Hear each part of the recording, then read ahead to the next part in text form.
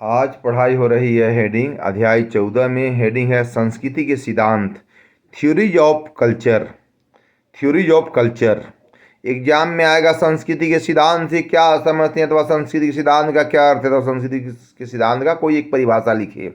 अंतर क्या होगा? एक होगा, आपको ध्यान देना है ना। तो विभिन्न समाजशास्त्रियों ने तथा मानव शास्त्रियों ने संस्कृति कल्चर की व्याख्या में इस प्रश्न पर भी विचार किया है कि संस्कृति होने वाले परिवर्तन, विकास और इनके प्रकार्यों को किस आधार पर स्पष्ट किया जा सकता है। इस संबंध में अनेक विद्वान प्रस्तुत किए गए हैं, जिनमें 3 सिद्धांत अधिक महत्वपूर्ण हैं। इन्हीं संस्कृति का विकासवादी सिद्धांत, प्रसारवादी सिद्धांत तथा प्रकार्यवादी सिद्धांत कहा जाता है। क्या क्या कहा जाता है? विकासवादी सिद्धांत, प्रसारवादी सिद्धांत और प्रकार्यवादी सिद्धांत कहा जाता है। अब देखिए, फर्स्ट पॉइंट है विकासवादी सिद्धांत, इवोल्यूशनरी थ्योरीज। यह सिद्धांत मूल रूप से डार्विन कौन है? एक समाजशास्त्री हैं। डार्विन ने प्राणी शास्त्र की विकास सिद्धांत पर आधारित है। इसके द्वारा डार्विन ने यह बताया कि जीव रचना में होने वाले सही परिवर्तन कुछ निश्चित स्तरों से गुजरते रहते हैं। इनके आधार पर Comte, Marx, Spencer, Morgan, Tylor आदि विद्वानों ने संस्कृति के विभिन्न तत्वों के एलिमेंट्स को विकास को एक अकार्मिक प्रक्रिया के रूप में स्पष्ट किया है। इस सिद्धांत के द्वारा स्पष्ट किया जा गया है कि पूर्व पाषाण काल से लेकर आज तक सभ्यता के विकास की प्रत्येक स्तर पर समाज एक सरल अनिश्चितता और दूसरे से असंबद्ध व्यवस्था से एक जटिल निश्चित प्रकृति वाली तथा आपसी निर्भरता वाली व्यवस्था से आगे बढ़ता गया है। कॉम्टे ने इसे बौद्धिक सिद्धांत विकास के 3 स्तरों के द्वारा स्पष्ट किया है।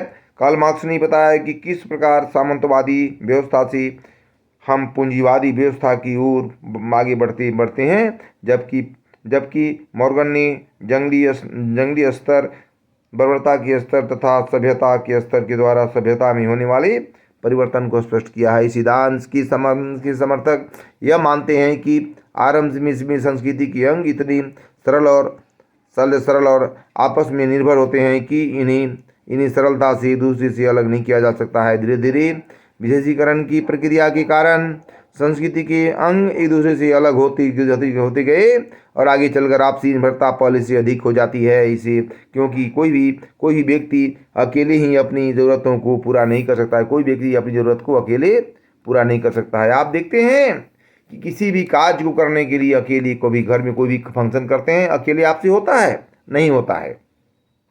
अकेले कोई भी कार्य नहीं कर सकते। दूसरा पॉइंट है इसका प्रसारवादी सिद्धांत, थ्योरी ऑफ डिफ्यूजम। यह सिद्धांत संस्कृति के विकास तथा उसमें होने वाले परिवर्तनों को विभिन्न समूहों की आपसी संपर्क और सांस्कृतिक विशेषताओं के आदान प्रदान की प्रक्रिया का परिणाम मानता है।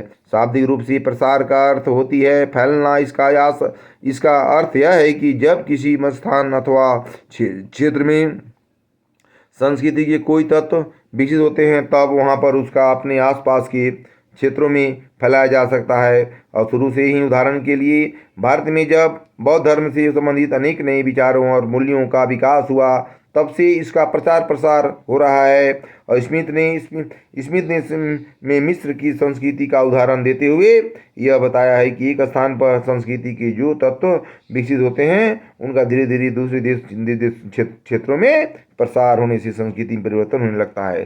क्या होता है? संस्कृति में प्रसार होने से परिवर्तन होने लगता है, चेंज होने लगता है। आप गौर कीजिएगा, संस्कृति कल्चर एक ऐसा चीज़ है सिखाया हुआ है। ये पैसा में नहीं बिकता है, सिखाया जाता है कल्चर, संस्कृति। किसी को हम पैसा कमा सकते हैं, धन कमा सकते हैं, उपार्जित कर सकते हैं, लेकिन संस्कृति नहीं कमा सकते हैं। कल्चर हमारे सीखा हुए व्यवहार का ज्ञान है, एक अंग है। आप मानते हैं ना? तो हमको संस्कृति से ही समाज में रहने का, उठने बैठने का, सारी चीज़ का हमको संस्कृति से ही ज्ञान प्राप्त होता है। संस्कृति के द्वारा हम क्या हैं? अधूरा हैं।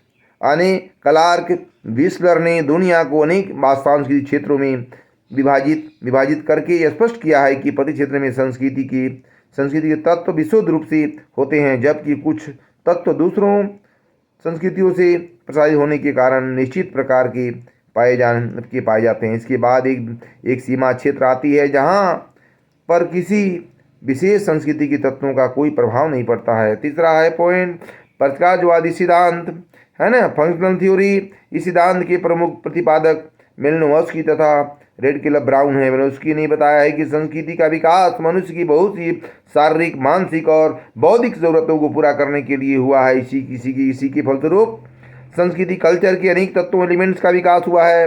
इस जरूरतों को पूरा करने में संस्कृति तभी सहायक होती है जब उसका प्रत्येक तत्व अपने लिए निर्धारित कार्यों को पूरा करता हो। इसका अर्थ यह है कि संस्कृति का प्रत्येक तत्व या उससे संबंधित विचार और विश्वास समाज के लिए जरूरी है तथा वे समाज को एकता के सूत्र में बांधते हैं। संस्कृति के तत्वों का मुख्य कार्य समाज के अस्तित्व को बनाए रखना है। संस्कृति के इन्हीं उपयोगी तत्वों के कारण ही, कार्यों के कारण ही सभी लोग संस्कृति को विकसित करने में योगदान करते हैं। इस समय की जरूरत के अनुसार इसमें परिवर्तन करते रहते हैं। यदि संस्कृति के विकास और परिवर्तन का मुख्य कारण है तो यह सभी सिद्धांत संस्कृति के विकास और परिवर्तन से संबंधित निम्नलिखित तत्वों के अंतर्गत आते हैं। पहला है संस्कृति में सभ्यता। संस्कृति से सरलता से जटिलता की ओर बढ़ने का गुण होता है। दूसरा, संस्कृति का संबंध चाहे विचारों और विश्वासों से हो अथवा भौतिक आविष्कारों से, इसके तत्व अपने मूल क्षेत्र के आसपास किसी दूसरे क्षेत्रों की ओर फैलते हैं। संस्कृति में मनुष्य की जरूरतों को पूरा करने का गुण है। संस्कृतियों की भिन्नता, है ना, तो जरूरतों में परिवर्तन होने से भी संस्कृति का विकास होता है। क्या होता है? संस्कृति का विकास होता है, डेवलपमेंट करता है। आप देखिएगा, संस्कृति एक ऐसा शब्द है, संस्कृति एक ऐसा तत्व है, एलिमेंट्स है कि संस्कृति के बिना हम आगे नहीं बढ़ सकते हैं। हमारी संस्कार, हमारी कल्चर, संस्कृति के द्वारा ही आगे हम बढ़ते हैं। आप गौर कीजिएगा, जिस परिवार में संस्कार नहीं है, जिस बच्चे को संस्कार नहीं सिखाते हैं, वो बच्चे संस्कार नहीं। बोलते हैं आपके माता पिता ने क्या सिखाया आज तक, है ना। जब हम बोलते हैं तो बोलते हैं मेरे माता पिता ने कुछ नहीं सिखाया है।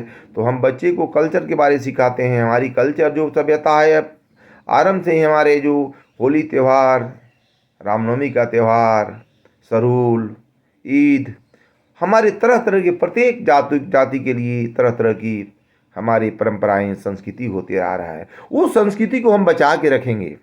उस संस्कृति कोई तोड़ नहीं सकता है। हमारी संस्कृति एक धरोहर है।